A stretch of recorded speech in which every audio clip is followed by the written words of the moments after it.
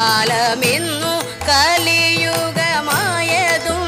ഭാരതഖണ്ഡത്തിന്റെ വലിപ്പവും അതിൽ വന്നു പിറന്നതും എത്ര നാൾ പഴുതേ തന്നെ പോയ പ്രകാരവും ആയുസിന്റെ പ്രമാണമില്ലാത്തതും ആരോഗ്യത്തോടിരിക്കുന്ന അവസ്ഥയും എന്നു നാമസങ്കീർത്തനം